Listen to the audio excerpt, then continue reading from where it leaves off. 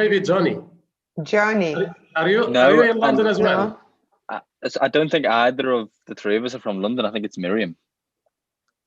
Or Miriam. Yeah, Miriam probably. It's a lovely poem. Thank you, guys. It is me. I love the last line. Can you read the last line? I am from an extended family that is from everywhere. Wonderful Everywhere. sentence. And you know, it reflects the spirit of interculturality as well, and the idea of culture has been, I mean, relative in a sense, that we are all affected by so many cultures and so many people in our lives. So it's nice. I'm glad you liked it. There were a couple of things I wanted to just say quickly. I'm an English teacher, so I wanted to put in some of the bits and pieces from, you know, what I tell the kids. And I added more to the poem later, because this was just done in 5 minutes while you were kind of talking about your poem. So I do have an extended version, which I can email later if that's helpful. Yes, please. Cool, I'll Yes, do that please. later. And then, yeah, just to say with the London bit, it says with a capital L. I put capital because London is, of course, the capital of the UK. So I wanted the kids to kind of pick up on that when they were giving feedback on my poem. And then as I was reading, I realized like yellow daffodils and pink blossom is a bit boring. I always tell the kids you need to add more descriptive language. Yeah. So what kind of yellow, what kind of pink?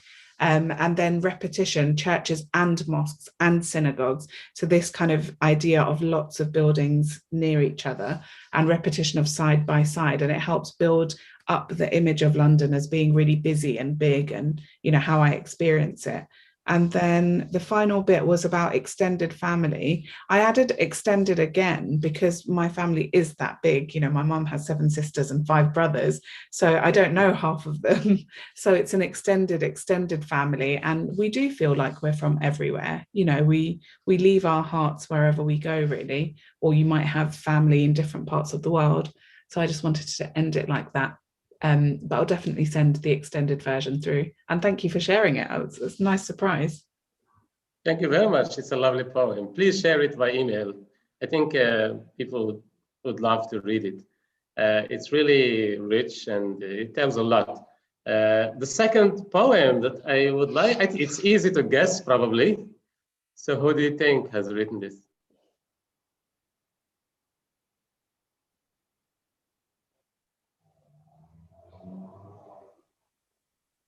Is it Rolanda?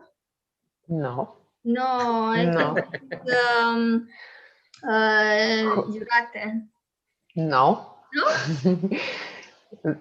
Yeah, because for you, it's probably difficult to distinguish those names, Pakruois, Stakliškės, Telšiai, you know, all those cities. They are small, wonderful cities in Lithuania. Yeah, but we have Aida, probably. Aida, yeah. I think it's Aida. Aida, I think. Yes, yes. Is that right, Aida? Yes, it was me. Thank you for sharing. Yes. You're welcome.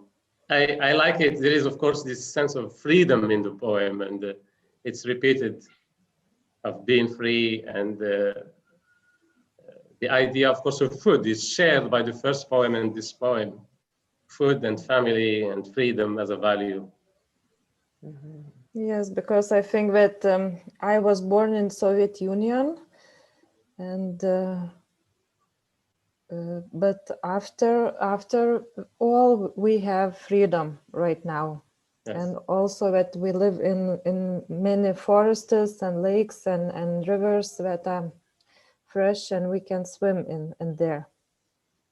Yes, that's true. What I like about this poem is, of course, that it reflects this value, the value of freedom, and also it's a sort of reflection on the self, on the identity of what makes or what is the main, I would say, value for you. And when you do this with the first poem and also this one, what I feel is powerful is that you can give a sense to the young people or to the students that they can be themselves, and that everything is important or anything is important about oneself.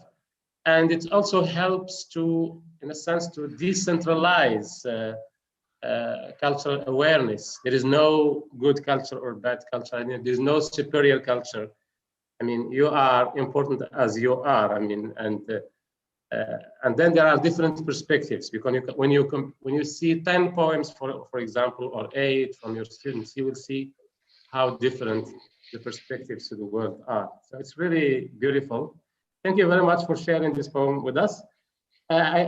I hope I didn't miss any other poem. I think these are the 2 ones that were posted in the chat box last time. Was there any other poem? I just don't want to miss any other person's poem. I think that's it. Oh, of course, it was not a task last time. We did not ask participants to write the poem, but it's nice to see these nice surprises in the chat box. Thank you very much. And now I'm going to... Would you mind sharing your one? Sorry, I don't know what's happening to the sound. Could you post your poem as well from last time? Mine? Yeah. Okay. That would be really good. Thank you. Yeah, I really should. That was I wrote that many years ago in a conference, but I don't know if it's a good poem. This is it. Okay. It's not about good or bad.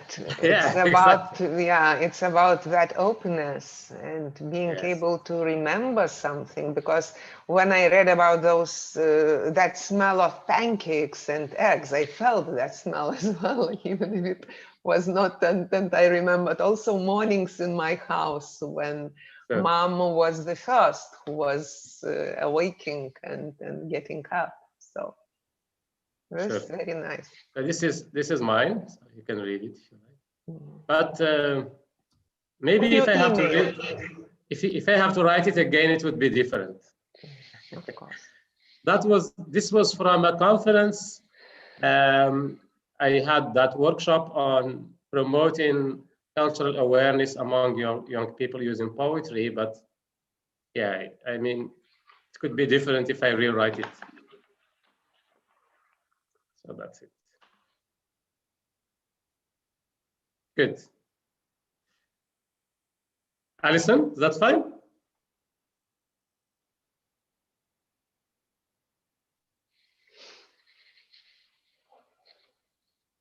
Can we move on? Yes. Okay.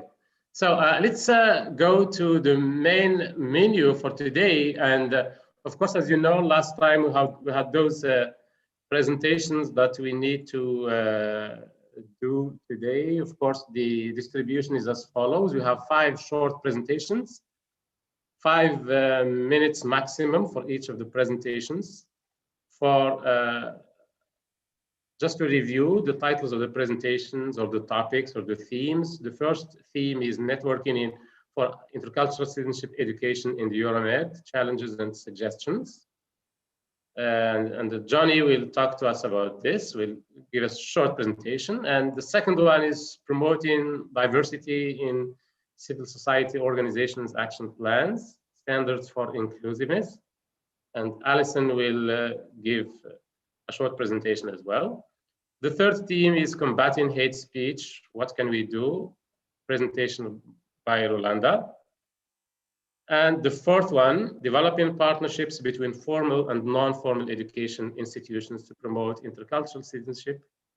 That should be a C there. Suggestions and the best practices. Aida will give a short presentation.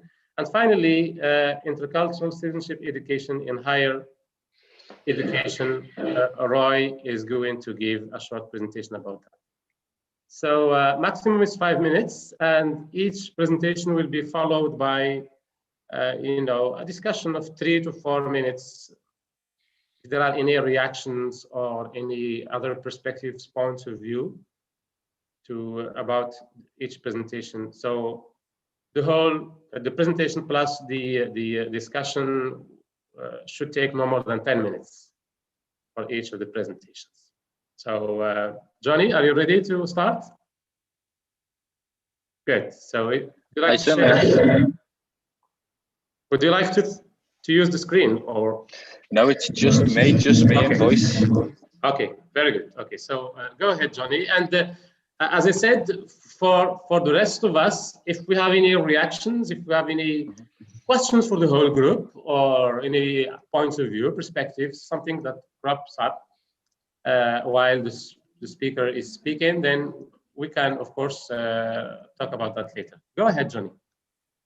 Perfect. So first, is the sound okay and things like that? Sorry? Is everything okay with the sound? Can everyone hear me okay?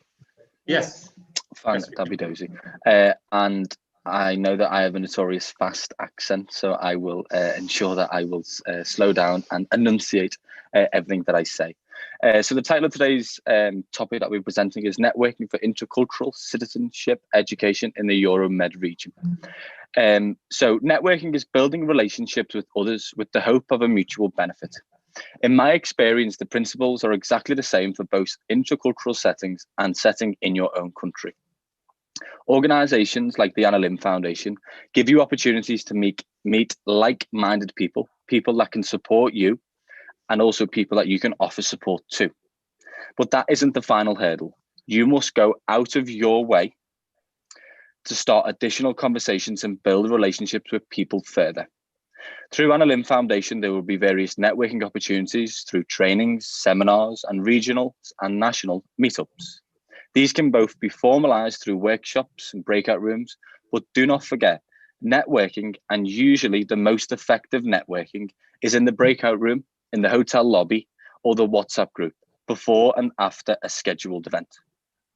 We all know the challenges that COVID has brought to networking. I am not going to list them. We cannot meet face to face due to a global pandemic. So we have to rely on technology. COVID-19 has made the world a lot smaller. The fact that so many countries are represented here and we're all in our homes and offices is actually pretty remarkable. We no longer have to travel, sort visas out, and of course, the public health factor being the most important is fantastic. This being said, what is lost is the relationship building side of things. We've all experienced this when we do the intercultural meetups. Due to us having to work a little bit harder, and we need to make use of technology to support the relationship building. So instead of chatting with someone over a coffee after a workshop, email them after the meeting, introducing yourself, comment on what they've contributed to the meeting, and arrange a Zoom. Instead of walking from one venue to another and starting to chat with someone, ask a mutual friend for an email introduction. People are actually willing to share their networks. Do not be afraid to ask for an introduction from a friend or someone in your network. It might be a general introduction. Do you know anyone in the digital marketing field? Or it might be more specific. Do you know Frank? Or I've seen that you know Frank on social media. Could you introduce us, please? The worst that they can say is no. Also, the power of social media. Use it. It is not just for dogs, walks, and babies. It is a very powerful tool that can be used for networking. Update your LinkedIn profile. If you don't have it, get LinkedIn. Make sure you add all of your current networks, which will lead to suggested other people within your network. Always add new contacts to all of your social medias. It will keep you updated on what they are doing and update your followers on what you're doing. This can lead to potential collaboration, providing opportunity on what you can work on together. Just think about how many people you've met on face-to-face seminars, face-to-face workshops, and now the online seminars and workshops. Find them and add them all. Post on your social media on what you are doing. Do not be afraid to call for action. You'll be surprised on how people respond. If you need something, if it's partners, pro bono support, anything, ask and you will get a response. Another WhatsApp group.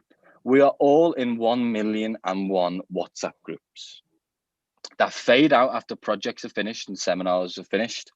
But be the person that sparks up in the WhatsApp group. Ask for, kind of a catch up. Be the coordinator. The organizations like the Anna Lim Foundation, they've done the coordination first. They put the WhatsApp group together. But be the person that stands up and says, would anyone like a Zoom or a Ranger? If there's a handful of people together, create breakout rooms. Follow the system that is being done today. People will remember you for that. Networking is something I'm very passionate about and also very skilled at. I remember being in an Analinth forum in Tunisia in 2017, and I noticed a man who had a Manchester United football pen. And I'm from Liverpool and Liverpool Football Club fan. And I just started speaking to him, and we were both sharing a connection with our love for football. And I asked him, "Hi, I'm Johnny from Liverpool, from Yellow House," and I asked him who was he representing in the forum, and he actually happened to be part of the leadership team of Analinth Foundation. And I panicked, but it was just through a mutual kind of conversation I had with him, the start of the relationship building. I met and was very fortunate to meet one of the leaders of the Analinth Foundation. So I was very grateful for that. But that was simply just because of that conversation, that relationship building. That's all networking is, it's relationship building.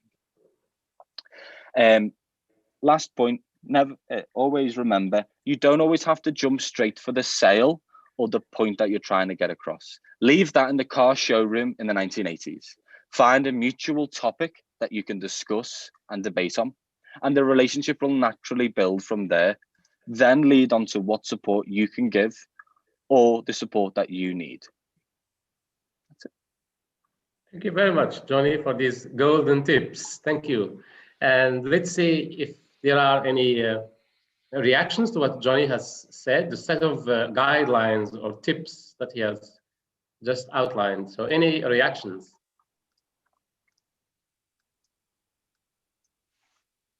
I agree that if you reach out to a person after meeting them, it's a really good way of standing out and letting them remember you rather than leaving it and, you know, hoping they notice you. It's better to make the first move. That's true. And from my experience, Johnny and Miriam, when I attend conferences, seminars, and also the ones organized by the Analinth Foundation, sometimes people, they don't take the first step to talk to each other. Sometimes even the last day of the conference, when people have to say goodbye, you still feel that some people, they want to talk, they want to do networking, but they don't do the first step because sometimes they think that the others might not appreciate it, or it might be, that they don't want to talk, etc. I think the organizers, like if you think of the Analinth Foundation or our organizations, they have to create opportunities to have strategies during the conferences, and be them virtual or in-person conferences, some strategies to get people to talk together. You talked about during the break and so on, but even during the break, sometimes people still are isolated. Even at lunchtime, dinner time, they are still isolated. But the people behind the event, the organizers, sometimes they are taken by the administrative part of the event rather than the human aspect. So we need some strategies, some activities where we can get people to work together. I think that is also part of networking, the responsibility of the organizer of the institutions. Yeah, I do agree, but I think if you want to build a strong network around you and you want to allow that network to take you further, take your organization further, that's your responsibility. That's your responsibility to start the conversation with people, to be the person that brings people together, be the person, as just Miriam said, that starts the conversation. That's my opinion. I think that's where you can come across in a very positive light to people if you're the person that starts the conversation. And things like that, because we all lead organizations, we all support people in our day-to-day work. So just take them skills that you do when you're working with service users and take it there. Yeah, but I think that's easier said than done. Years of working with people, I still find that first step in a situation like that. I hate the networking room, where you're all standing around with a glass of wine or whatever it might be, cup of coffee. And, what do you do? How do you approach people? And that's what I mean, even now, I still find it very difficult to descend on somebody and say hello. I know it sounds, it should be okay because you're almost expecting that in a networking situation. But I think there's a lot of people like me who who are quite reluctant to make that first move. You know, I've seen you in action, Johnny, and you know you can do it. And there are, obviously it's a good skill, but there are others who just don't find it that easy. Yeah, and I think I always have the fear of being that stereotypical salesman that's just, you know, that goes in with, you know, is maybe a little bit too forward, and people might, you know, get a little bit almost intimidated by by my forward approach.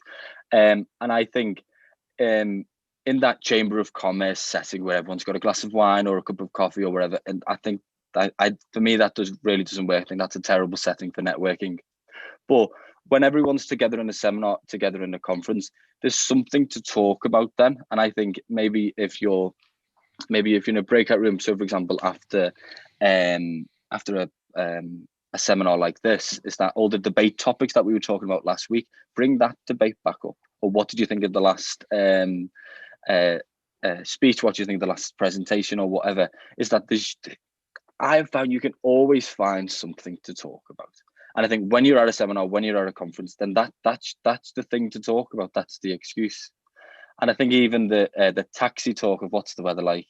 There's an expression in English called taxi talk, of what you would say in the back of a taxi, which is weather, sports, and the news, basically. Yeah. So thank you very much. We have consumed our 10 minutes for this presentation. But I wanted to ask a question, but probably in the next activity. I just will pose this question now and we'll address it later.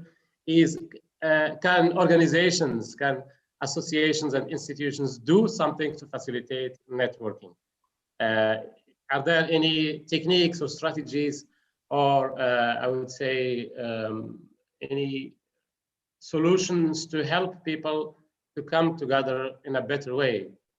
So can organizations help with that? So that's something we can address in the next activity. So, but we need to move to the second presentation. Thank you very much, Johnny, for these very specific tips and guidelines to networking. Thank you. So we'll move to Alison for the second topic, which is promoting diversity. Alison, are you ready? Can I do a screen share, please? Can you? Yeah, sure. Okay. 1 minute. Can you try to share your screen? Yeah, just 1 sec. I'll just, oh, sorry, no, I can't, because you've decided, the host has decided okay. Being able to. Okay, let me see if I can change the settings. Okay. I think now you can. Can you try now? Just hold on. Yeah, I can now. Can everybody see this? Yes. Yes. Okay, I'll just go into presentation. So you have 5 minutes. Okay. Okay. 6. Okay. Go ahead. Thanks. So this little conversation is about diversity in CSOs, action plans, but I think I wanted to take this a step further back, because it's not good enough to just put it in an action plan. It has to be embedded within the organization. So there are some things that we need to think about. There are a range of factors that impact inclusion. Sorry, for some reason now it's decided, right, okay, start again. I can't see the end of my screen, apologies. So there are a range of factors that impact how we perceive inclusiveness. And a lot of those can depend upon the countries in which we are based and the legal framework in which we operate. So there are two things that need to be first and foremost within our minds. So we have to think about those legal requirements. Here within the UK, for instance, our equality laws are quite strict, and we have 7 categorized protected characteristics, as well as several other layers of inclusiveness and diversity. And I suppose it really thinks back to whether or not we should have some kind of global standard. There are some global standards that are currently in operation and running in the States, although I would perhaps argue the point that just because it's operating in the States doesn't necessarily make it appropriate and fit for purpose across the rest of the world. But there are some useful tools and elements of that process that CSOs can adapt and implement for themselves. And just as a little additional there, it's actually the UN World Day for Cultural Diversity and Dialogue on the 21st of May. So I'm just flagging that with everybody. So if you want to start thinking about how we embrace and do this, there's a great day to hang some activity on. I just want you to quickly now, just write down for me. I'm going to give you a minute and I am timing it. These are the protected characteristics within the UK, but I'd like you to think about your own organisation. And what I want you to think about is how representative is your organisation when it comes to some of these characteristics. Just take a minute and put some notes together.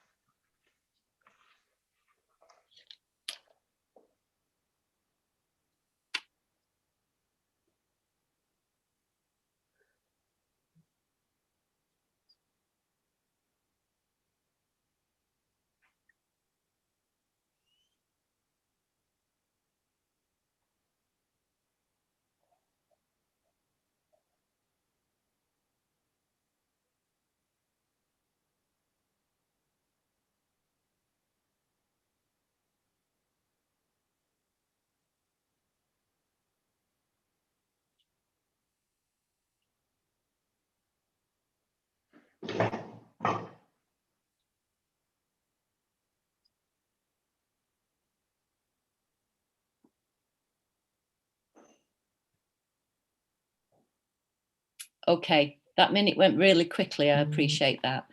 Just very quickly, I can take a couple of conversational points. Who, sorry, it should be going backwards. I meant to say, anybody got any points that they recognise or feel that perhaps their diversity and inclusiveness has not started within their own organisation? Anybody recognise that there are elements within their own organisation where they're not following this diversity and inclusiveness? And I can see a few people smiling. Yes, Johnny's waving.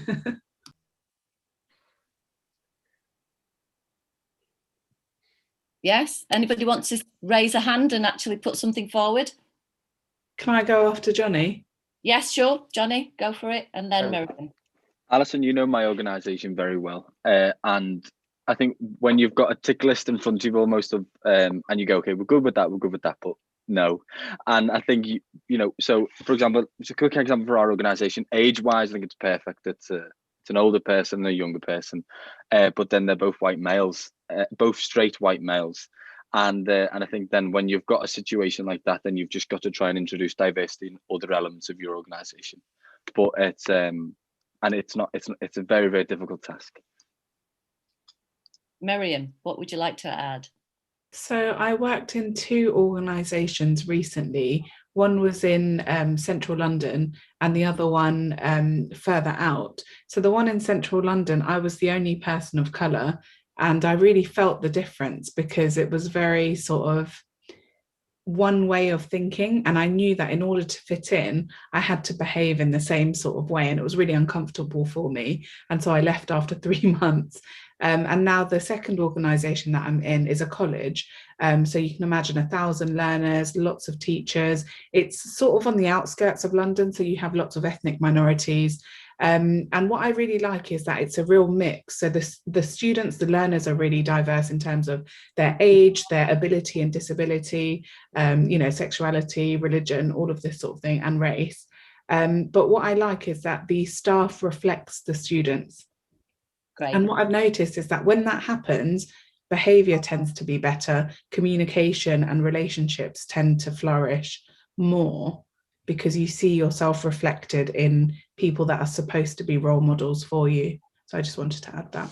Brilliant. You've actually picked up the point that I'm trying to make here. We often talk about as CSOs that the work we do is where we do the equality and the inclusiveness and the diversity. But actually, we also need to be mindful of that as organisations, we are trying to represent that same diversity. And if we don't, it makes it incredibly difficult to have an equitable voice when it comes to talking about inclusivity. So it's about how we can work on those areas to expand that. Who else can we bring into the organisation? What's our volunteer makeup like? Would that be a place where we could do it? It's not just about the projects and the activities we deliver, you know, making them diverse. We also have to take that on board ourselves. So when we're talking about our action plans and how we go about doing that, that's one of the things we need to flag with ourselves, that we make sure that our organisations represent and reflect the communities we wish to serve. So it's look to your country's legal framework if we're going to start thinking about what our action plans should be and what's the baseline. So we've got 7 protected characteristics here in the UK, but it's not everything. So we need to think what else is missing. You need to map where you currently fit within the framework. Do you reflect the communities you want to serve? Your board, your management, your staff, your volunteers, any freelance workers. You know, inclusivity starts at home. Is your own house in order? If your own house isn't in order, it's very difficult to have that wider conversation criticising everybody else. So it is about taking ownership of that. You need to think about what practices you can put into place to make the change you want to make. Your policies of inclusion, they need to be distilled into clear action plans, identifying who's responsible to take the action and when it's going to take place. Because policies are great, but they're only an element, they're only the top layer element. If a policy is never translated into an action plan, you won't see it happen. It's just something that sits on the shelf and doesn't go anywhere. So CSOs in the UK have a clearly defined policies for equality and diversity. And they have to have them as a requirement to be able to access funding. So it's actually useful for your own organisation to make sure that you've got this embedded within the way that you operate. And finally, when developing projects, put inclusiveness at the centre of your work. And can you ensure that participants reflect the diversity you wish to see? Outreach to communities needs to be detached. That means going into the communities and engaging with them within their own environments, not making it tokenistic. Oh, you know, we've got a few people of colour in our project, that makes us good. But absolutely, you don't listen to those people of colour. You just expect them, as Miriam says, to represent and talk the way you do and reflect what you think. So embracing culture is also about listening to different perspectives and viewpoints and embedding that within your entity and organisation and programmes. Diverse voices, make sure there's a mechanism for feedback to improve the work you do so that you're continuously out there trying to do that work, and ensure your work reflects the culture of diverse participants. It's got to be equitable representation and not just different faces in a group, but real participation. And there's a recommendation from me to look at gold standards in community engagement, which has been something that's been long-standing here in the UK, particularly around the public sector, but very useful in terms of thinking about how you equitably and effectively engage with the communities you want to work and support. So just to finalise then, if we're thinking about inclusivity, it starts with us. We need to make sure that we reflect that inclusivity we'd like to see more widely. We need to embed it at every level. Okay. I'll stop the screen share. Yes, thank you. Thank you very much, Alison. I didn't want to stop you after 5 minutes because, of course, the topic is so interesting. Of course, we have set 5 minutes, but it's, you know, it's flexible. So thank you very much. Any reactions to the presentation? Can I add something? Yes, sure, Marie. Go ahead. I wanted to say as well that, you know, we talk about diversity. We're all here because we're interested in diversity and inclusion. You know, it's the whole kind of philosophy behind Anna Lindh and all of the work that we do. But just also to add that diversity, I don't think is just a moral or a social thing. It's not something that we have to do to make our consciences feel better. It actually leads to innovation. It leads to better performance. It makes us more creative. It leads to better decision making and also better outcomes and higher profits, which essentially is, you know, the bottom line for a lot of organizations. So it makes sense to build this in as Alison said, and have it at every level in our organisations. So just a reminder, really. Building that business case for it.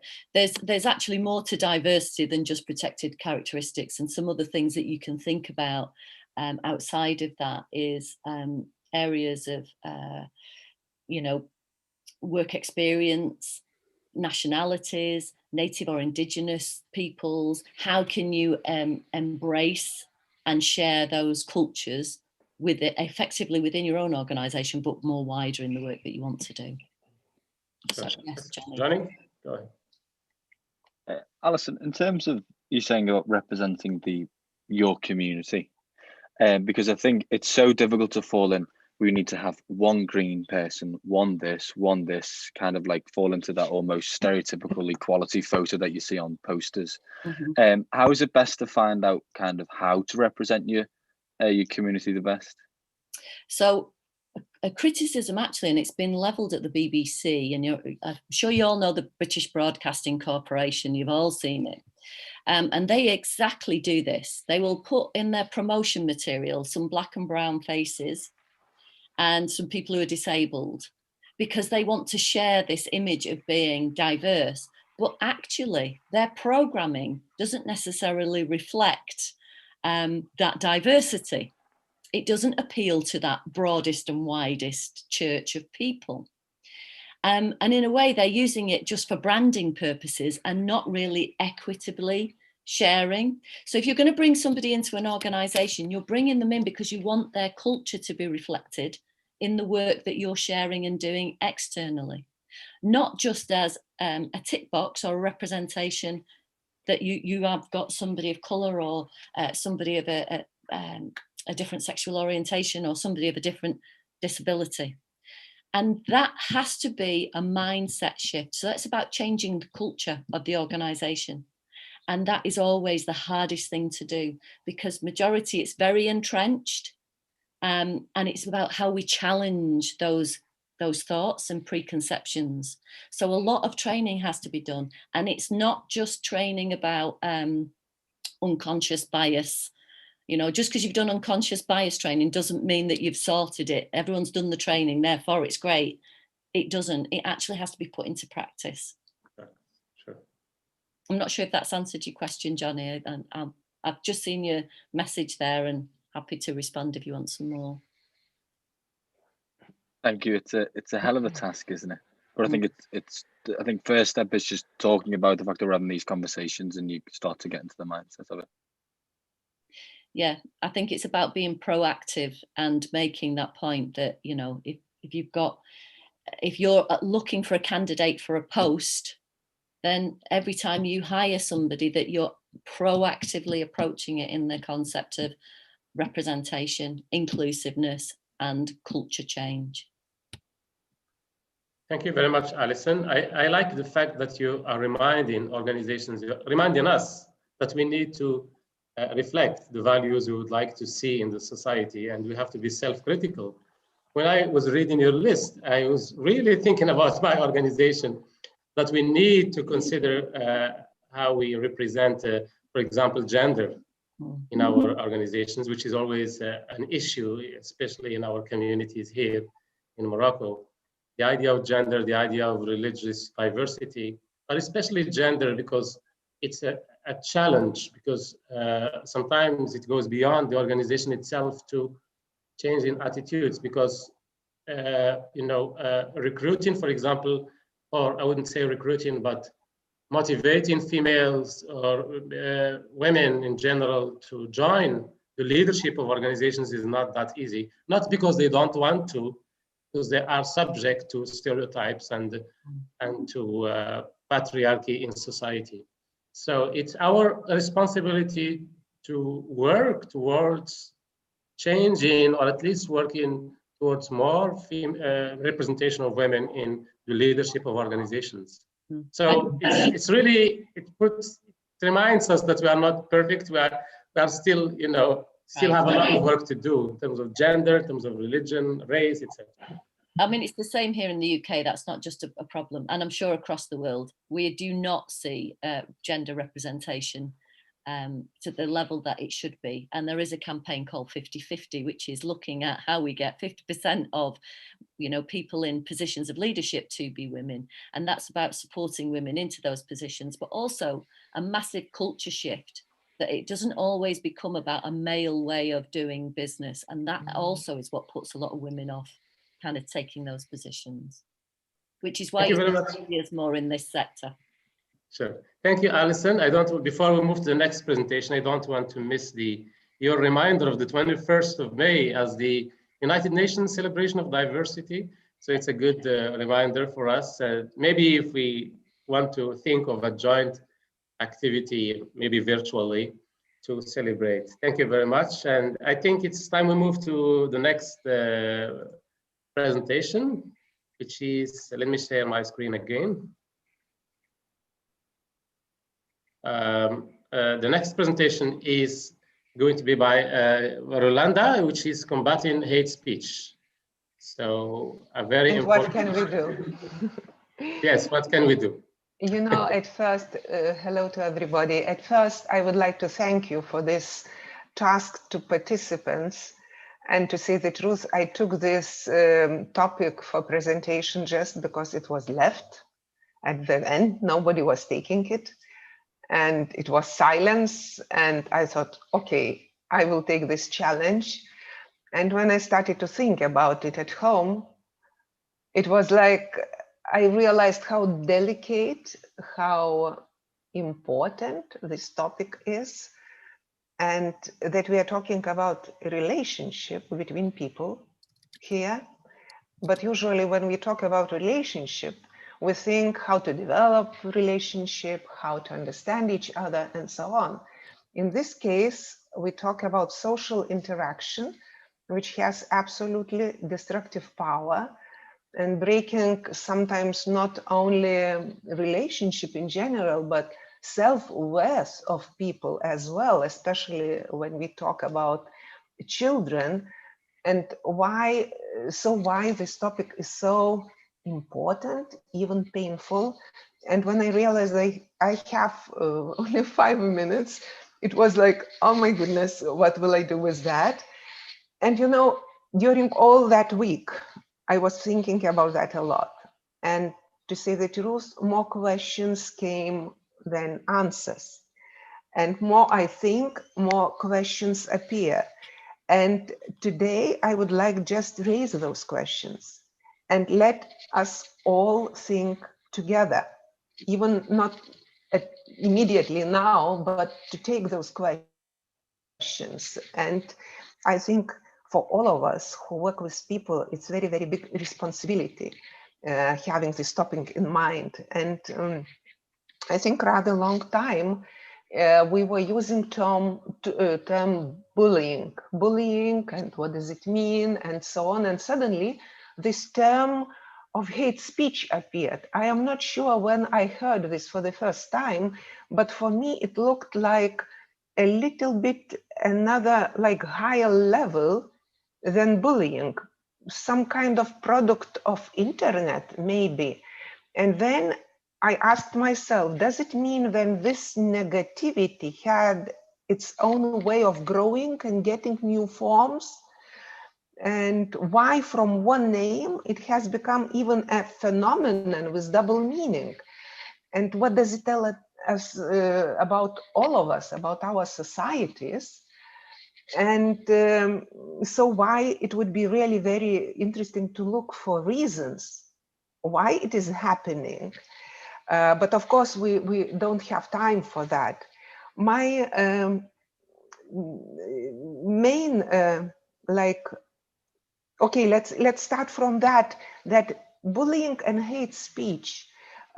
Is a clear difference between bullying and hate speech? And on my, what I think it is that bullying is more like misbalance of power when somebody harms somebody purposely.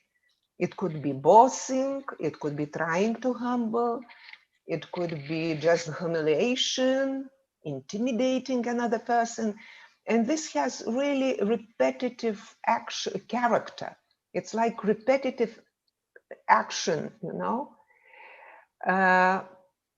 Hate speech, for me, when you touch something that person can't change, when you touch something what is from one's nature, it could be nationality, it could be sexual orientation, appearance, age, races, gender, religions, and so on.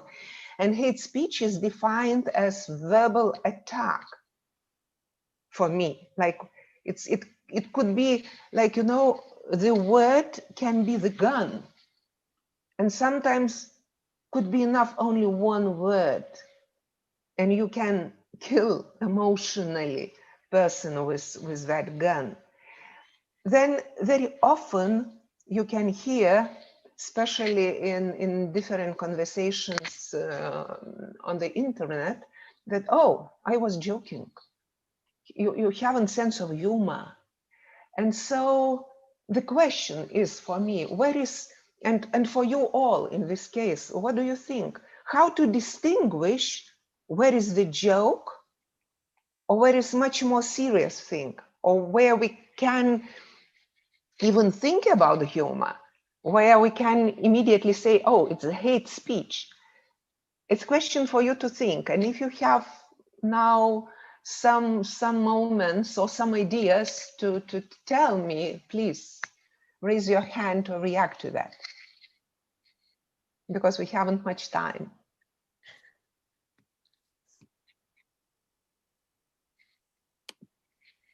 Miriam? Yeah, that was really interesting, actually, the link between bullying and hate crime and kind of the language we use. I think there's a few different bits. I guess the first bit would be to make sure that you say something if you notice it happening to somebody else. So sometimes it's difficult when you're being attacked to be able to respond in the correct way. So we can't be bystanders when we see something wrong happening. And then something I think Larson and Alison were saying earlier about, you know, grooming people to become the next leaders. And obviously as a teacher, this is going to resonate with me, but maybe it's about mentoring others and being the behavior we want to see in that as well, because that's how we shift the culture, isn't it? Yeah. It was acceptable to be sexist and racist, you know, back in the 60s or 70s or even before that. Whereas now, at least we know it's not the right thing, even if people still do it. So it's about that change in mentality first, I would say. Okay, thank you very much for sharing. You know, just now I thought one thing, for instance, when comedians, or even using black humor, when comedians are making a lot of jokes about politicians or even some racist things, everybody laughs and it's not like harmful. And somehow sorry, but for me it came Trump's, if Trump would say the same things. And so it means that it's really very important who is saying, because comedians, very often they are laughing from themselves, about themselves. They're making jokes about themselves. And it comes from their inside. So I think one of the main points here, because we all are very fragile and sometimes we can be tired, we can say something like very suddenly and not thinking much. But if I stop myself and can say sorry, I like, or apologize for this, and to realize, oh, it was something harmful for another person, it hurt it. So it's okay. We can't even say that this is hate speech.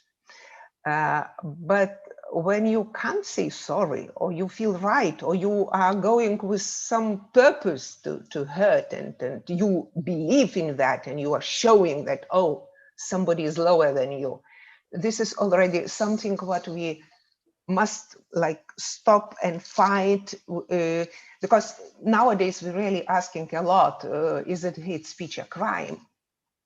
I believe that it is a crime, because it is some kind of violence, or it stimulates violence. And the most important is our attitude, and how do we live with the consequences of life with the hate speech in it. And I think this is about our responsibility nowadays. Do we wish the bullying culture exists in our society, or do we just say no to it, stop, and should be very clear range what we accept and where we stay, just say stop, and not let anybody to overcome that stop. And what can we do? What can we? How can we help this in this situation? I am returning again to emotional intelligence, and I think it's one of the most important things, and to teach children as early as possible. And when you love yourself, it's really something what is making attitude towards other people, and this empathy, or even teaching critical thinking as the most important skill in 21st century, I believe. Listening to, sharing, learning to reflect, and skills of teamwork when those differences disappear, because we all like in the same circle in this round earth. So this is very shortly those questions and short thoughts. Thank you very much. Thank you very much, Rolanda. Thank you for sharing your ideas and your reflections. I had one comment which goes, of course, hand in hand with what you said.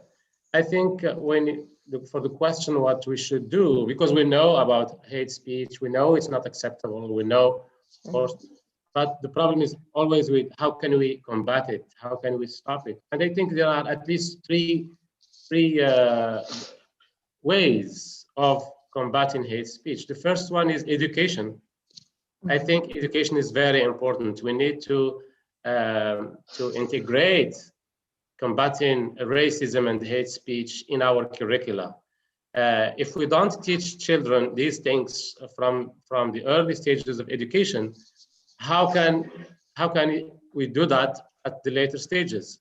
I think we need either informal education or non-formal education to have units on values, and part of it is, of course, promoting diversity, but also combating hate speech. There are exercises, there are activities we can do to do that. The second, I think, domain, which is important, is legislation. In some countries, you just don't find a law that makes that criminal. I mean, it's sometimes hate speech occurs, but it's not easy to spot first, it's not easy to categorize, and then it's not easy to penalize. I think legislation is very important. We need to have clear laws that specify what instances of hate speech are and how they should be penalized. The third thing is to promote diversity, because the more people are educated in a diverse situation, the less racist they would be, and the less hate speech we will have. Most of the people who are racist or who have stereotypes and prejudices against people based on gender, race, or religion, or color of the skin, etc., they do that because they were raised in settings which are not diverse, settings where they are not used to this diversity. I think if we give value to diversity, if we promote it, and if we support the organizations that promote diversity, I think it's also one indirect way of combating hate speech. So let's see if there are any reactions, or perhaps we move to the next presentation.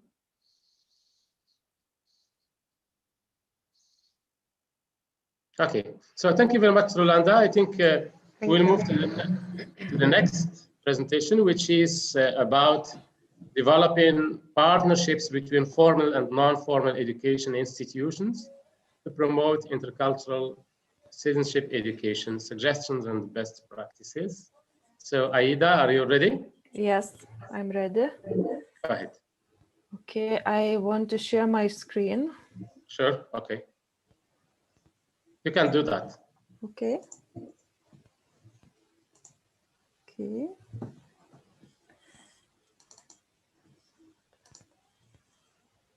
Okay, can you see my screen? Yes. Okay, so I would like to talk about our project and just to share best practices about how we did with a couple of countries. And it was made in 2018 and 2020, and all the participants was from formal education, and only us from museum was from informal, like non-formal education. And it was universities, museum, University in Nova Gorica, Jyväskylä adult education. And the aim of this project was to acquaint the participants of the institution of each country with the activities of non-formal adult education and to exchange a good practice. And we first met in Zagreb in the PUZ University, and right now it has more than 20,000 students. And the first meeting, we discussed our partners, how we disseminate activities, financial issues, logo, preparation questionnaire for education, and education participants. And we made a questionnaire for educators and participants in educational activities. The aim was to find out how formal and non-formal education programs are developed in individual institutions, how we help to get acquainted with the cultural heritage of the country, understand its value, and as well to find motivation in the educational activities. And in the PUZ University in Zagreb, we attend some classes, and you can see a weaving class here. And also we saw some jewelry courses, and you can see that all made things by the students, they are exhibited and they can sell afterwards. In the Jyväskylä Adult Education Center, we made reports about marketing activities in non-formal adult education. And the results of the survey conducted by each partner institution were presented. And the results were surprisingly similar. Residents of different countries usually learn about educational activities from advertisements, from websites, from leaflets. And most of the participants of educational activities remain satisfied. Often they come to the museum to deepen their knowledge, spend time with friends and relatives in these non-formal activities. And we also saw some handicrafts, ceramic, Finnish national costume sewing classes. And according to the director of the center, national costume sewing courses are becoming more and more popular. And as you can see, we saw some sewing of national costumes, and in Finland it cost more than 400 euros. And what was interesting for me, we saw also fish drying skin, and from the skin they making wallets, earrings, handbags, and also one woman made a swimming suit for herself. And you can see the products that were made. And in Lithuania, when we met in museum, stress that was put on raising educators' competences in transmitting their knowledge to various types of students, their skills to adjust to different needs of the students, and their awareness of different methods they can use during their work. And in our museum, non-formal activities started only in 2010 and for students only, but since 2014, educational activities are focused on adults and people with special needs. And people with disabilities and social exclusion usually choose the educational program Drawing on Glass, which is led by one of our educators, and also from another non-formal education. And you can see our workshops in museum. And on the second meeting, the guest also visited Samedžyšin Museum Alka, and later they became participants of the educational program Weaving Friendship Bracelet. And during the third meeting, the presentation of each institutions, improving the quality of non-formal adult education, improving teacher skills, knowledge transfer and communication with learners, and the use of cultural heritage, concluded that each teacher is not only a specialist, but also an active motivator and ambassador. And thanks to these teachers, the popularity of each institution is growing, attracting new learners for whom it's very important not only in what environment we are studying, but also the teacher's personality. And in the last meeting in Slovenia, we conducted ways of improving and extending the supply of high-quality learning opportunities in the art crafts, tailored to specific needs of individual adults, and each institution in 4 partner countries dealt with different groups of people, unemployed, disabled, migrants, and etc. And each of them requires special approach in teaching. The share of experience from each institution was very valuable for our future work. And the experience of museum working with people with disabilities shows that the process of integrating people with disabilities into museum and gallery activities must be continuous, long-term, accessible, and supported. And we have this project in our museum for blind and visually impaired people, and we had a theater of senses, getting to know art with senses. But it's not more in our museum as institution. And in Belan University in Slovenia, we had classes for disabled people, and we have every day, and they just work with clay, and they make wind chimes. And the project also resulted in recommendations we created on these 4 topics for all institutions. And here are some recommendations that we made in this project. So I will not read, it's a lot, but it was very good experience, and it was the first international project in museum, as we are a regional museum. And this is the meeting in our open air museum. And that's it.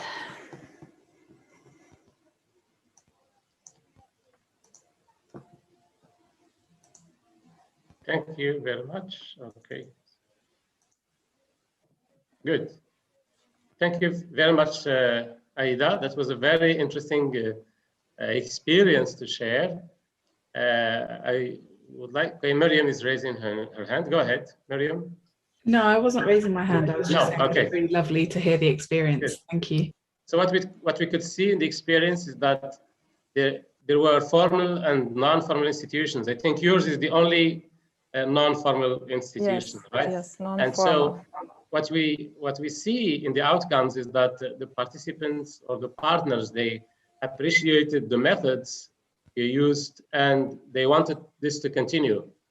The question I have for you is, of course, you worked with the disabled people, with the people, with immigrants and unemployed people. How did the people with disabilities respond to the activities? What were their They liked it a lot, but we don't have many workshops for disabled persons. But I think in future, after our museum will be reconstructed, I think we will have more for disabled persons, because it's not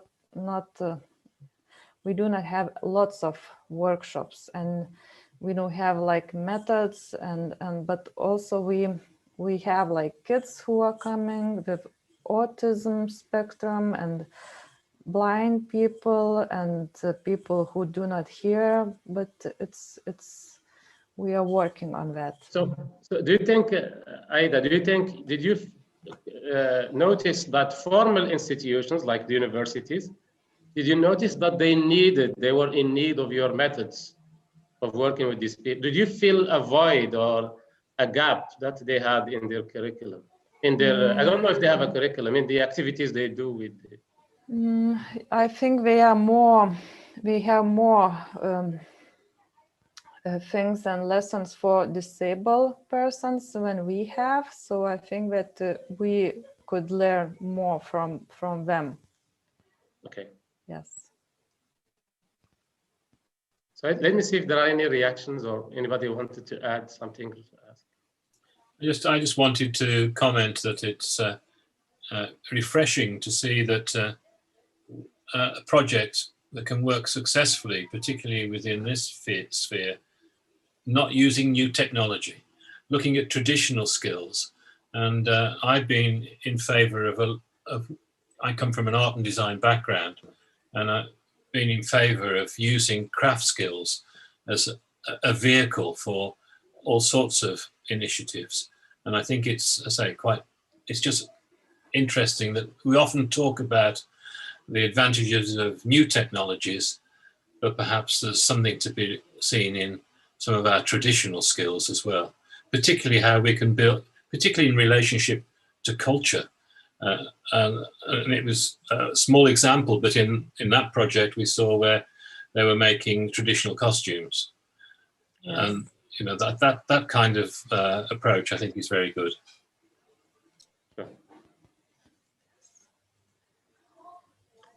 Thank you. Thank you, Aida. Any other reactions? Thank you, Roy, as well. Any reactions more? I think it's what I see, at least in my context, when I was following your presentation. In my context, we don't have that cooperation, I mean, frequently between formal and non-formal organizations. I work a lot with high schools, for example, and I don't see a lot of activities going on in high schools by non-formal organizations, and vice versa. I mean, there is a bridge that we need to build between institutions, and sometimes the people working in formal organizations, institutions, they don't understand really the value of non-formal methods of teaching and of education. Because sometimes the syllabi and the curricula are so traditional, you know, they are based a lot, at least in my context, on learning the subjects, on memorizing, or getting some, you know, some sort of input that they have to know for the exams. And these sort of handicraft activities, for example, and skills that are essential for certain people, like people with disabilities, like immigrant people. It's usually the non-formal organizations that are more knowledgeable about this. And in my country, recently we are talking about inclusiveness in schools, about people with disabilities, and we have discovered that there are so many students who suffer in silence, who have dyslexia, for example, who have social problems, and there is nobody to help them. And I think non-formal organizations, if there is more cooperation, if there are more partnerships, they are the ones who have the expertise, either in the work you do, for example, or in other domains. So there is that need to bridge the gap, I think, between the two sectors of education. Okay, any more reaction? Otherwise, we will move to the next presentation. But if you are tired, I see that some of you are maybe tired. We can take 5 minutes break. Roy, what do you think before your presentation? That's okay with me. Okay, we stop for 5 minutes, we have a break, and then we come back for the last presentation before we continue the program of today's workshop. Okay, so see you after 5 minutes.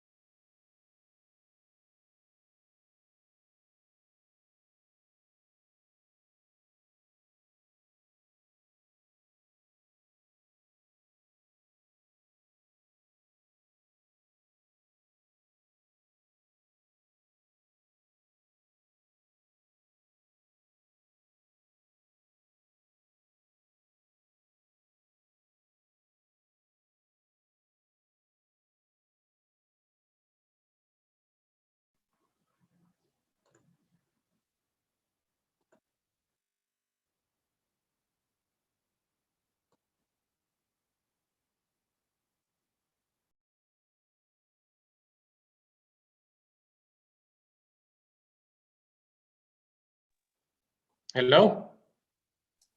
Hello? I think we are coming back still. Okay.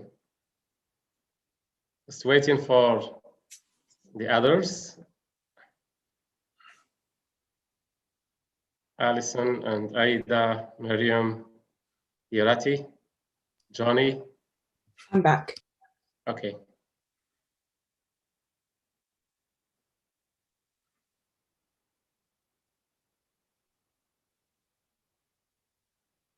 Alison, are you there? Not yet. Okay.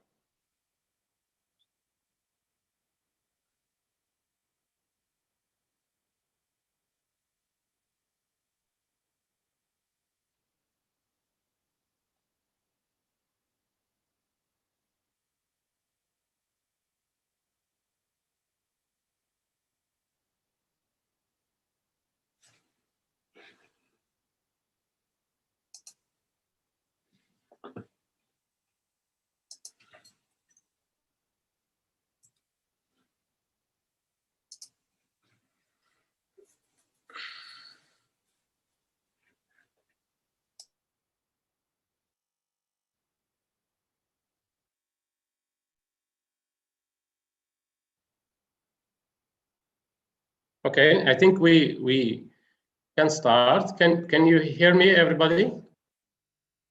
Okay. I don't know if Alison is back and Yorati and Johnny. Maybe we have to wait 1 more minute, 30 seconds.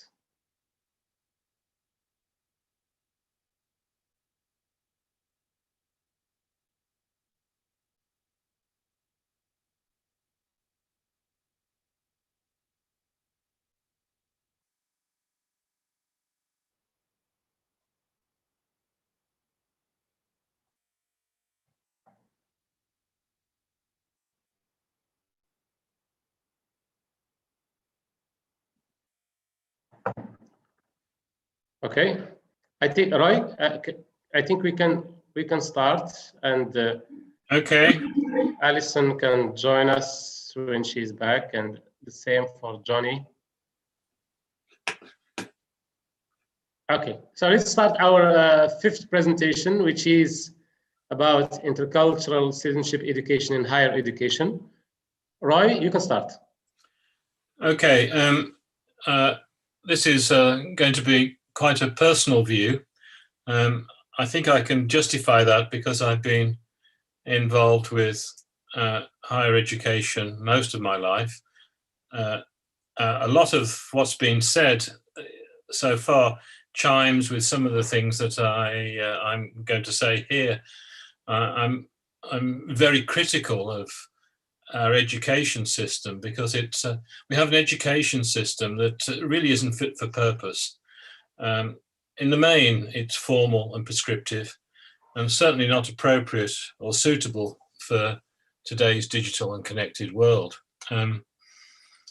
You find students are kind of tethered to a way of learning, and this is very true of traditional higher education that belongs to a previous age.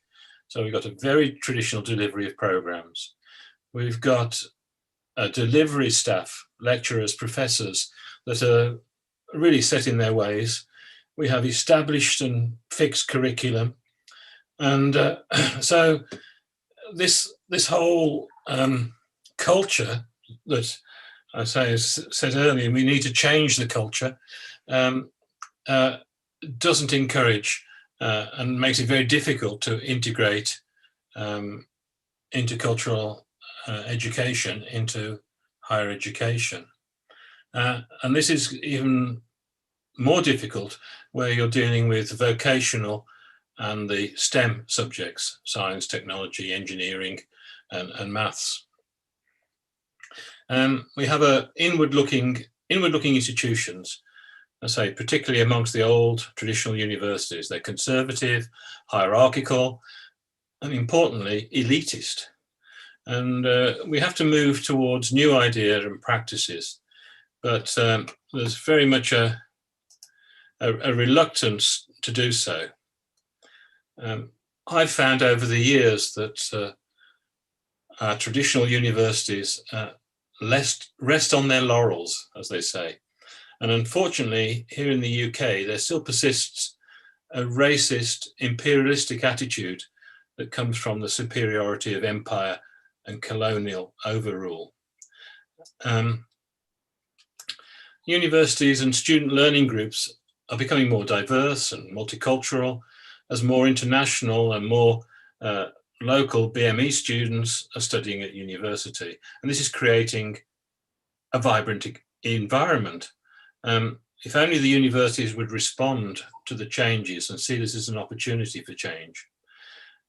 For example, I've been working with a group of Chinese business students that want to develop the Chinatown area of Liverpool. Again, in itself, a very traditional community, but the young students have got great ideas to help develop the area. But they came to me for help and not their own university. And surely the university, or they should have felt that the university was open so that they could take their ideas to their staff and they would be supported. But they didn't. They had to come to me to help develop up these ideas. And it's clear that many lecturers and professors are incapable of relating to student learning groups, these student learning groups that are diverse, multi-ethnic, multicultural. So how do we go forward? How do we address all these kind of issues? And I say it's going to be particularly difficult in some areas. But across the curriculum, there needs to be intercultural education brought in. And I think probably one of the ways this can be done is through tutorials. And it's important that toolkits, resources are provided for staff to help that. So another way of doing it, and this has been touched on right at the beginning when Johnny was talking about networking, academic institutions need to open up their international networks, and not just for attracting overseas students for income, but using it as a networking with a diverse range of institutions, and particularly in our Euromed region. So we have student and staff exchanges and cultural exchanges. But there are still problems with staff who don't recognise the importance of such opportunities. Some time ago, I was talking to a group of staff about what's available to them through European initiatives, you know, the Erasmus and the old Leonardo programs and things. And one of the staff members said, why? Why would we do that? And I just found it hard to, I couldn't even answer it. I just couldn't address that when an academic member of staff could not see the opportunity of working internationally. So again, how do we address the issues within the curriculum? I don't think it's going to be, and it's happening anyway. It's far easier with subjects like history and social geography, where the curriculum already is changing. And again, for an example, in the UK, history curriculum is changing to recognise the hidden Black history of Britain. But how do you do that, as I said before, with science and technical subjects? And staff development, the obvious way. But again, there's this reluctance, and it's not just for the younger members of staff, but you've got to encourage that group of staff that I think we all recognise in universities. I call them the deadwood. You know, the ones that have been there for years, never change the curriculum, never change their approaches to delivery. So this is an opportunity where universities should, as I said earlier, develop appropriate learning tools, resources, and to integrate intercultural education. And a very personal view, I strongly believe that higher education institutions should be secular. Education and religion, faith, should be separate. For example, in the UK, you can have a Roman Catholic education from primary school right the way through to higher education. And to me, that just doesn't seem right. That just setting up barriers to integration, diversity, etc. We have to move away from the concept of classroom. Even looking through academic papers regarding multicultural education, they still talk about the classroom as where things happen. And we've just been mentioning about informal learning. You know, the classroom and the lecture hall is an outmoded method of delivery. It is now the opportunity to look at new methods of learning that's not dependent upon the old red brick, traditional bricks and mortar university institutions, not moving out into the community, into different learning environments. And of course, we do have new technology. We have the advantages of online learning and new technologies, and this will influence pedagogy. And perhaps in a post-COVID world where we are becoming more familiar and accepting of change, we'll have ways of considering totally new approaches to learning as higher education institutions move away from the lecturer stroke professor at the front of the room with rows of students taking notes. That isn't the way to integrate multicultural education into the curriculum.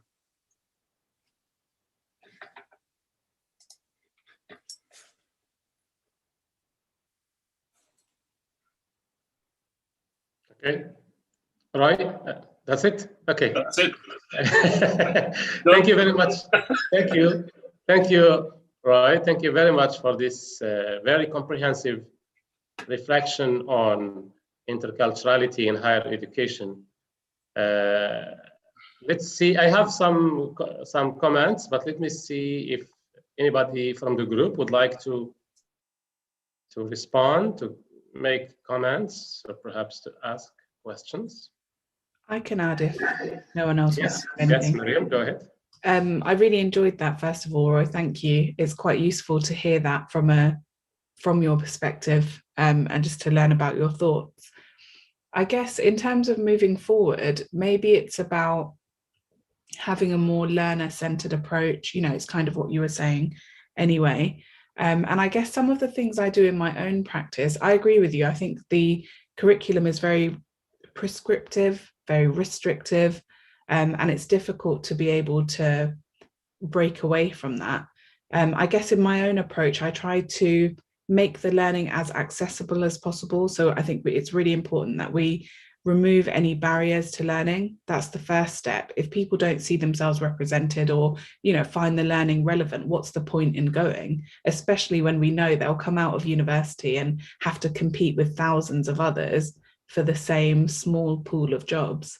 So not really a solution, but I guess I try and kind of give hacks to the students and think, well, you know, if this is difficult, this is what I've done and this has worked. And going back to what, you know, Johnny and Alison was saying earlier about access and leadership, I think it's really important for us to mentor the next generation. So whenever we have these kind of old boys clubs and things like that, we need to have the youth version or the diverse version and all of those sorts of things, because you can't like sit here and complain about kids being on iPads if we're not involving them, if we're not inviting them, if they're not at the table with us. Why would they want to be there if they're not included anyway?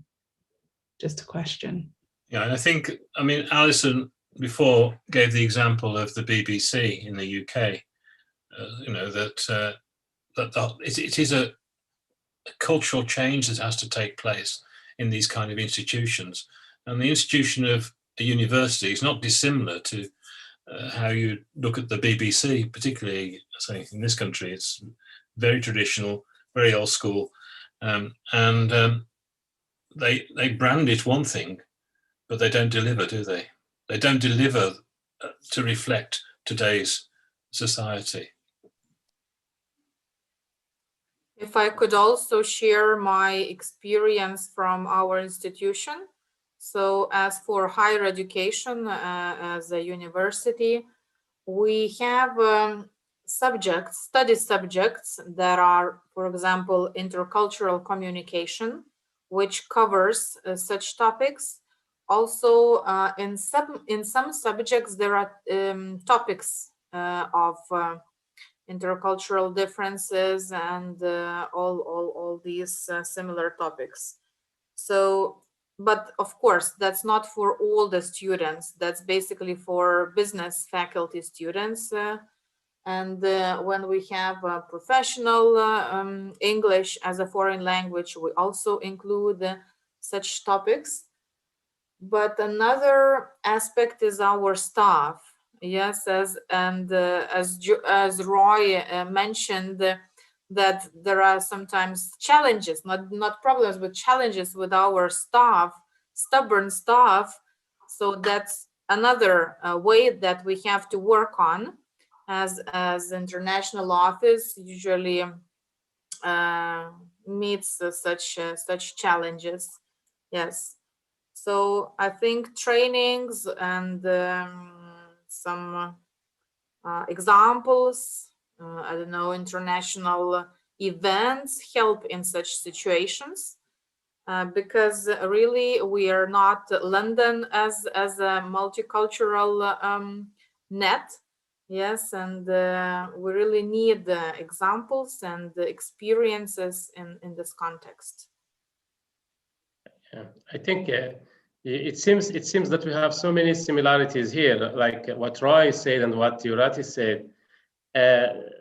In Morocco, I have friends who teach at the university, and they keep telling me this: they would like to make changes in the way they teach, not only interculturality, but in the way of teaching in general, towards a more learner-centered approach, as Miriam said. But they face this resistance of what Roy called the dead wood, and sometimes they are even bullied. They are usually accused of I would say disrupting the education at the university. And there are, of course, teachers who are who are already there at the university who are against such I would say creative or up-to-date methodologies and so on. But I think there are also at the same time professors at the university who are ready to bring these changes. When we think of institutions such as the Anna Lindh Foundation and others, of course, I think they have a responsibility in opening up to these professors at the university. We know there are challenges at the university, yes, but there is also an absence of alternatives, an absence of publications, perhaps, that are adapted to the university level. And my knowledge of universities in Morocco, at least, is that there won't be a lot of, I would say, resistance to ideas that are practical. People don't like telling them to do something where they are going to make a lot of efforts to prepare and so on. But if organizations make an effort to produce, for example, tutorials, handbooks, to do training, to do seminars at the university, at least they are going to start shaking these old perceptions of the role of interculturality. I agree with Roy when he talks about the colonial mindset and the sometimes racist that exists in some institutions. But I think it's like society in general. It's there. It's something we need to accept. But the question is, what can we do? What should we do? And again, we come back to the education, the primary sector and in secondary sector, and to the media as well, and to the leadership. I think the leadership is also important.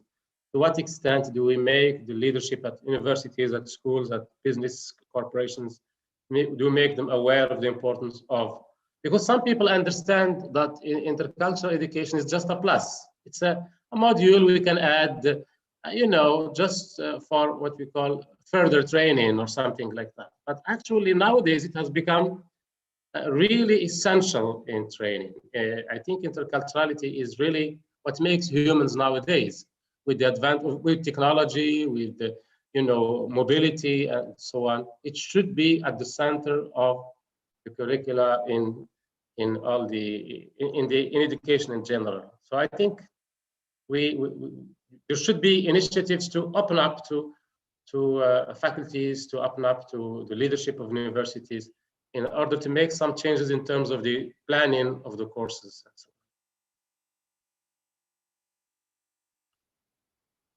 Any other reaction? Okay, I would like to thank all of you for sharing your ideas, for all the 5 presenters, if we might say so, for sharing those brilliant ideas and those nice perspectives. Thank you very much. I think normally each of these presentations needs a seminar on its own, but at least we have together shared some thoughts that can contribute to our understanding, etc. So I think we need to go to the next activity for we still have about 20 or 25 minutes. The next activity is related to this one. It is a sort of thinking about some recommendations. We have already started to talk about them. Recommendations for the following parties, for civil society organizations first, formal education institutions, funding bodies, governments, and media. We've been talking about these things, I think, as we were discussing these 5 presentations. But if you have any ideas to share, any thoughts about what sort of recommendations we can think about for optimal intercultural education, citizenship education.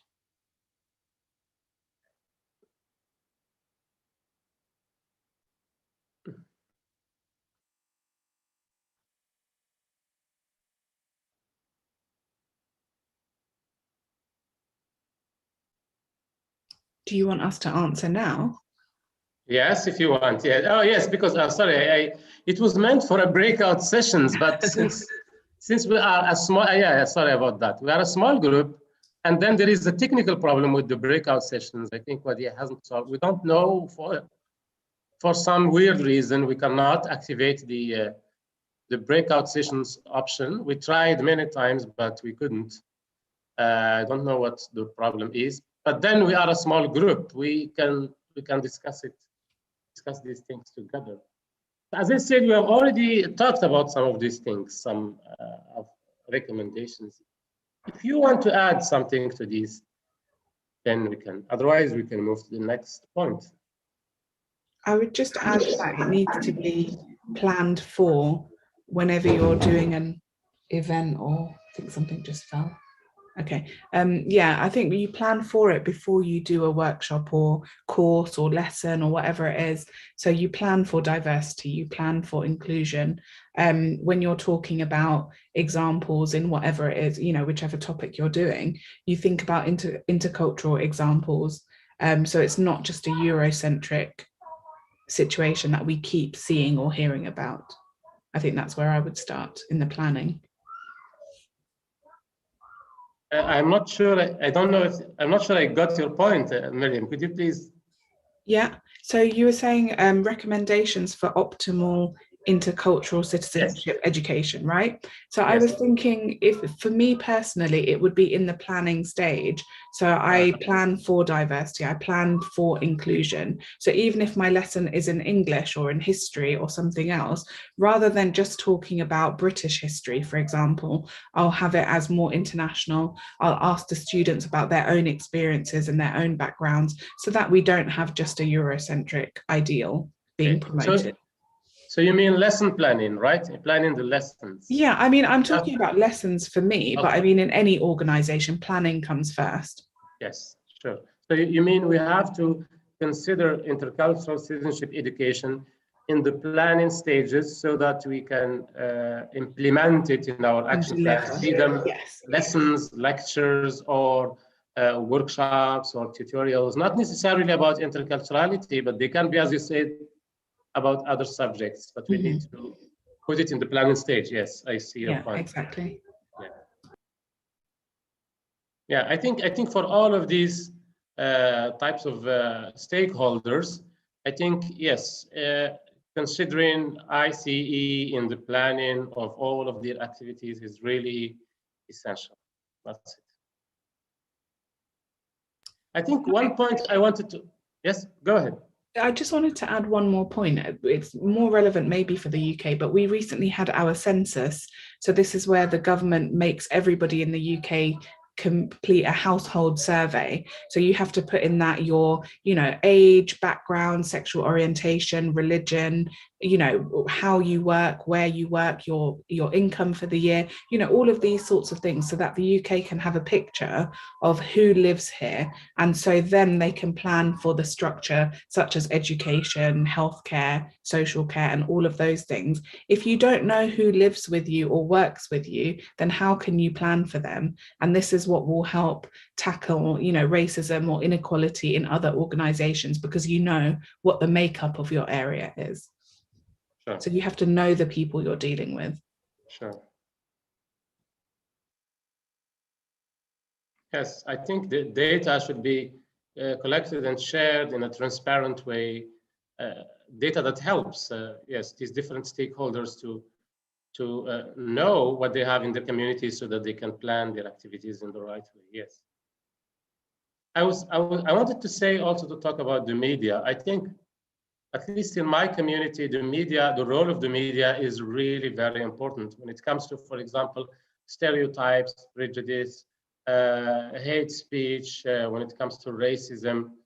The media, I think nowadays, especially nowadays with the virtual communities, is really important. And in the virtual world now, we don't have a good structure of rules that govern, for example, these aspects. And I think if we manage to extend this education to the media, it would be good, because most of the times we think about schools, we think about universities, we think about community colleges and organizations, but we forget that we also need to educate media institutions and people who work in the media. We need them to develop this competency among them, but also to work towards ethics, a sort of ethics or rules that govern the role of the media. I think it's really important.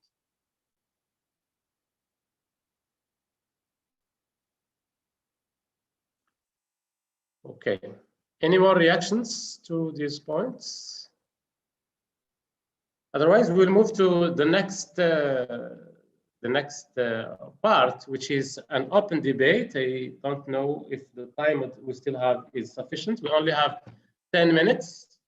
I think we will not have, of course, the 20 minutes, but we can spend these 10 minutes for this point, and then we can have 3 to 5 minutes to wrap up the training, the workshop, sorry. So this part of the workshop is meant to talk about a very important aspect, of course, which is the outcomes of this pandemic situation. And of course, we all know about it because we have experienced it. And it's put into question or into debate the in-person versus the virtual exchange. A lot of people are very critical about the virtual exchange, saying that, of course, the human interaction is very important, is essential, and so on, and that it cannot replace in-person interaction, and that virtual platforms cannot replace in-person interaction. But other people also give credit to the virtual exchange and outline a lot of advantages of virtual platforms. So I would like to know your thoughts about that. And yes, how would you analyze the situation? Well, can I start on this one? Because yes. I've just had recent experience. Just concluded a large Interreg project working with young people in the creative industries. And when the project started, we were having a lot of in-person exchanges, placements, workshops. We had two big workshops in Spain with almost 100 young people. Then all of a sudden, everything changed. And the last big workshop we had, was online, a virtual workshop with 100 people. In fact, we had over 200 people interacting over 3 days. So on one level, it was very successful in the format of the virtual workshop, the virtual activities that went on. And it was very well moderated, and but, and it's a big but, isn't it? It's the obvious but. It was really, the whole project was based around practical work. It was a creative project. So, and the idea of working with a mix of people. So in the first workshops, we were working, I had a group of young people working together. Some were 16 years of age, never been out of their home country before. Everything was new, working with master's level students, you know, and it was that nice interaction. And it was great to experience that. That couldn't happen with the online virtual experience. Even though it was successful, it was still almost like second best. I don't think, I think what it demonstrated to me is there's very much a possibility of that kind of mix. In academic terms, you could call it blended learning or whatever, that kind of approach. So hybrid. So that's a way forward. But the benefits you get out of meeting people, and Johnny touched on it before about, you know, you have your workshop or your conference, but it's over the glass of wine and a cup of coffee, going for a meal together, seeing a new environment and sharing in that way. Just doesn't seem to work in the same way. I mean, what we're doing now, I mean, this is great. But I'd sooner be in a room in Morocco with you, you know, of course I would. You know, I get fed up of looking at my 4 walls here in my basement that I've done for the last 12 months. However, so it's a kind of second best experience to me. But I do think a way forward is that it's been like a big experiment. And what we've done is a very successful virtual interactions, learning experiences.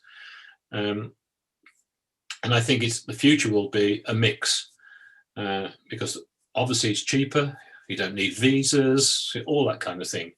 So a mix is possibly the way forward, and we'll be more open to it. And because we've had this experience over the last 12 months. Thank you very much, Roy. So a mix of in-person and virtual would allow us to enjoy the advantages of both, having the in-person interactions in physical meeting, but also not missing the advantages of the virtual possibility. Thank you.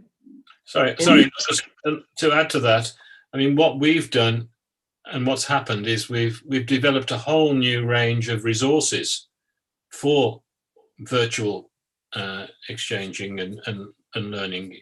So that's been useful. You know, Yes. all that, we didn't have that before. It's been a totally new approach. And there's been a lot of work done on the learning resources. Sure, because when we think of in-person in the exchanges, of course, not so many people can attend in-person exchanges. A lot of people cannot travel, they cannot go to conferences and so on. So in terms of the mass, I think virtual, as you said, the digital resources, they give you the possibility to disseminate training to the maximum number of people and to make most people benefit from the services. I think that's one of the advantages. Okay, any other reactions to this point before we move to the next? I would add something. Go ahead, Mary. So I agree with all the points made so far, and I would say that, you know, this is not an equal substitute. It's just an alternative solution for now, and for now is kind of underlined that we're doing this as an interim method. It's definitely blended, and I guess it's the difference between 2D and 3D. You know, it's there, but we prefer being together in person, and it's nice to have a mix to enjoy both.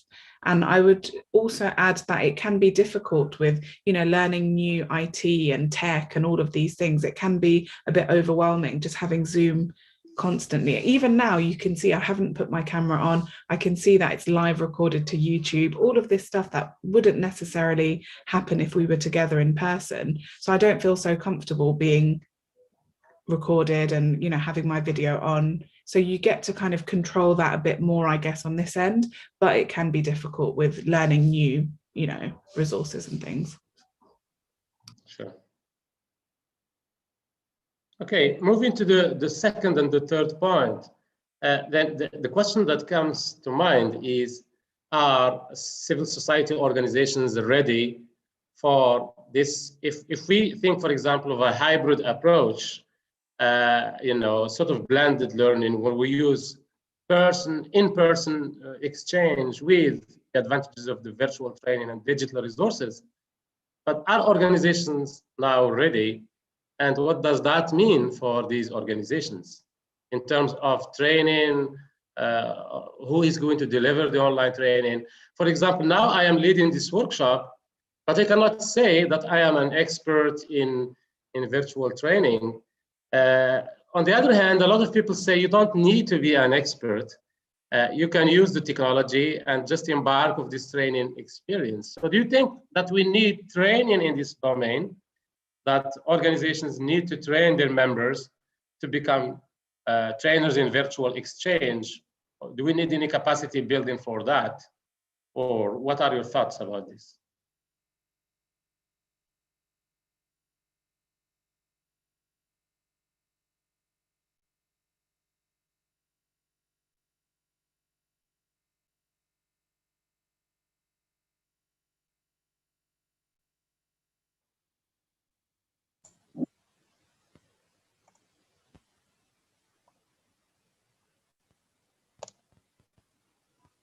Okay.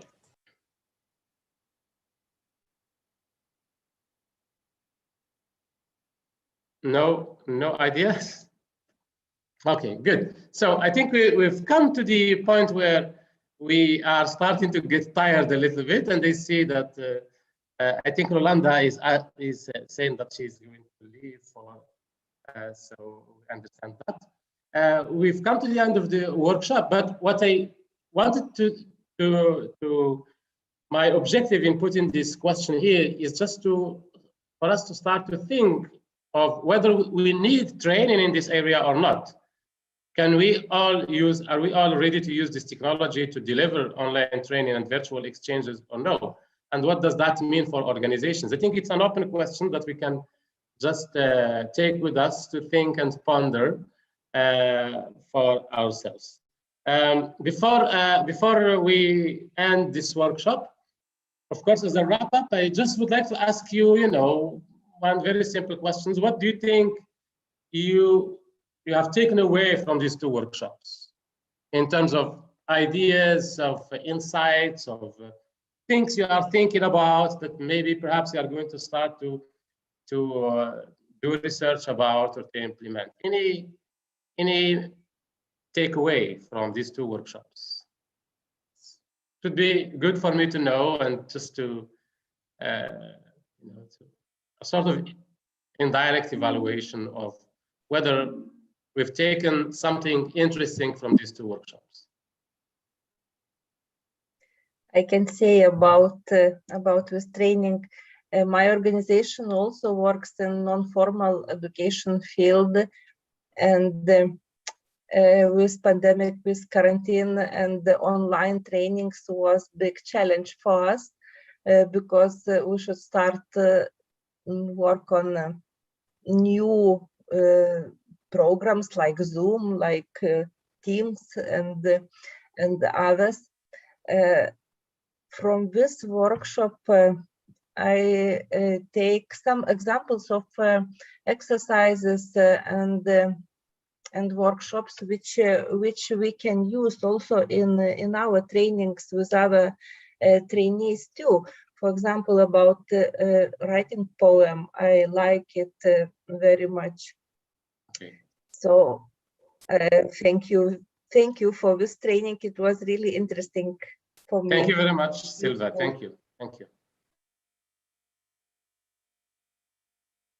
Okay, so yes, I think I want to add, I really enjoy the poem, and I think I could use it in my work too. Thank you very much, Aida. I think it was the most important in an exchange like this, of course, is to exchange perspectives and ideas and techniques. I have a set of activities. If you want me to share them with you by email, you can contact me by email. My email is there. Set of similar activities to the poem. If anybody is interested, they can send them by email. I think we have come to the end of these two workshops. I would like to thank you for your attendance, for your cooperation. And I'm sure we are going to meet again. I think Wadia told me that there is another workshop very soon. I don't know if Wadia is here, can hear us, Wadia? Yes, I'm here. Good, because we have come to the end of the workshop. If you want to announce anything before we end the workshops. So the second session was very, very rich for me, very interesting. Thank you very much to all of you. Thank you to our friend Hassan. And I hope that we will be able to follow our next workshops very soon. You will receive information on next debate workshop, which will take place next week by email. It will be about the Euro-Mediterranean partnership. So thank you very much and see you very soon. Thank you.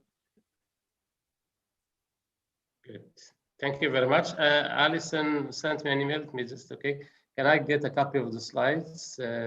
Yes, sure. I will send you a copy of the slides. Yes. Thank you very much, everybody, and see you later. See you later. Thank you.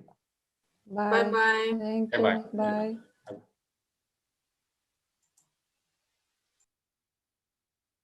Thank you very much, Roy. Thank you. I enjoyed listening to you as well and learning from you. Thank you. Bye-bye.